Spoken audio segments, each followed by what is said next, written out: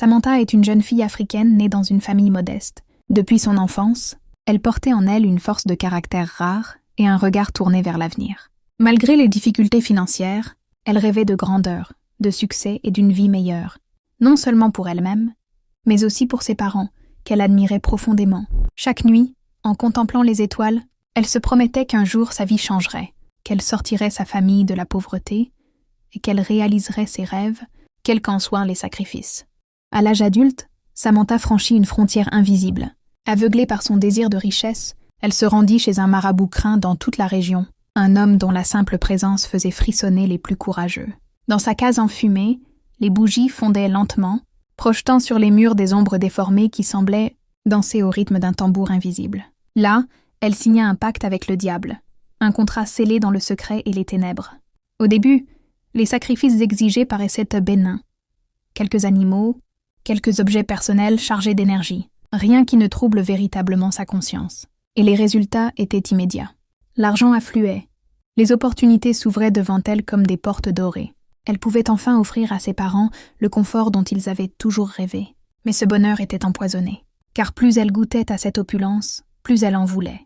L'avidité brûlait dans son cœur comme une flamme insatiable. Alors, une nuit où la lune rouge baignait le ciel d'une lumière sanglante, le marabout la convoqua. Sa voix rauque résonna comme un écho venu d'outre-tombe. Le temps des offrandes simples est révolu. Si tu veux plus, il faut donner plus. Le sang qui coule doit être celui d'un être que tu aimes. Un silence glacial s'abattit. Samantha sentit son souffle se couper. Les murs semblèrent se rapprocher, les flammes des bougies s'allonger comme des doigts démoniaques. Elle comprit, terrifiée, qu'on lui demandait l'impensable, sacrifier un membre de sa propre famille. C'est ainsi que Samantha, aveuglée par sa soif de pouvoir et d'argent, prit une décision irréversible. Elle choisit de donner son propre père en sacrifice. Le marabout exécuta le rituel dans un silence macabre et le destin de son père s'acheva dans l'ombre d'un pacte sanglant. Dès lors, la vie de Samantha changea radicalement. La richesse afflua comme un torrent, incontrôlable. Ses comptes bancaires se remplissaient. Les bijoux ornaient son corps. Les voitures de luxe s'alignaient dans ses garages. Elle voyageait dans les 4 coins du monde, goûtant aux plaisirs de Paris, de Dubaï, de New York et des Maldives.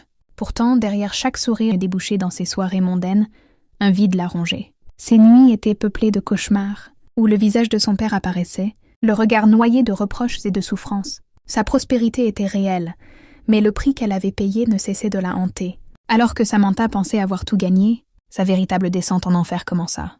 Les esprits ne se laissaient pas acheter par l'or ni par les voyages. Chaque nuit, elle était hantée par des cris lugubres. Le visage de son père apparaissait dans ses rêves, baigné de sang, l'appelant par son prénom avec une voix glaciale. « Samantha ? Pourquoi ?» Elle se réveillait en sueur, le cœur battant mais même éveillée, elle n'était plus en sécurité. Dans les miroirs de ses hôtels luxueux, elle voyait des silhouettes derrière elle. Ses photos de voyage s'altéraient mystérieusement. Son sourire se transformait en grimace. Ses yeux viraient au noir. Plus les jours passaient, plus la richesse grandissait, mais plus les ombres s'épaississaient autour d'elle.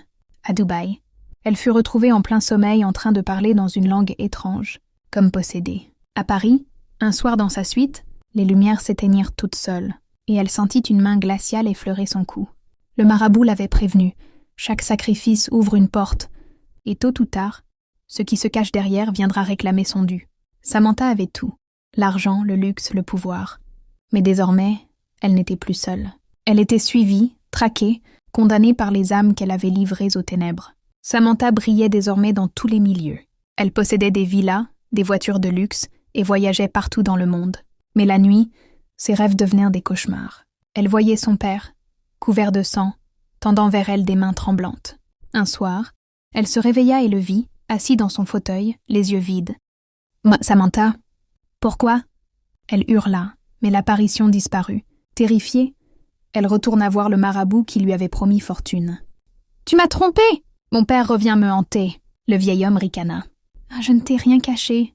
Chaque sacrifice ouvre une porte. Si tu veux la fermer, il te faudra plus de sang. » Samantha frissonna, mais la peur de perdre sa richesse fut plus forte. Elle choisit sa cousine comme prochaine victime. Après le rituel, ses affaires explosèrent encore plus. Mais les nuits devinrent pires.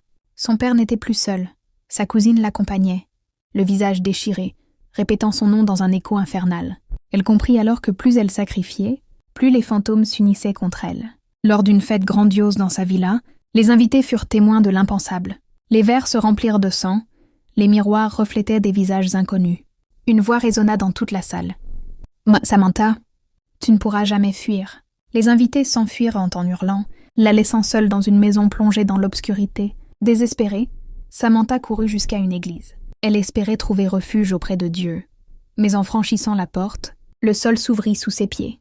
Une fumée noire envahit l'air, et son père apparut, plus terrifiant que jamais. « Oh, lors que tu as choisi ta condamnée, maintenant c'est ton âme. » Des chaînes invisibles la saisirent, la traînant vers les flammes. Ses cris résonnèrent longtemps dans l'église, jusqu'à ce qu'un silence glaçant tombe. La richesse de Samantha disparut mystérieusement. Sa villa fut abandonnée, et les rares qui osèrent y entrer jurèrent avoir entendu une femme pleurer et supplier dans la nuit. Son nom fut effacé des mémoires, comme si elle n'avait jamais existé.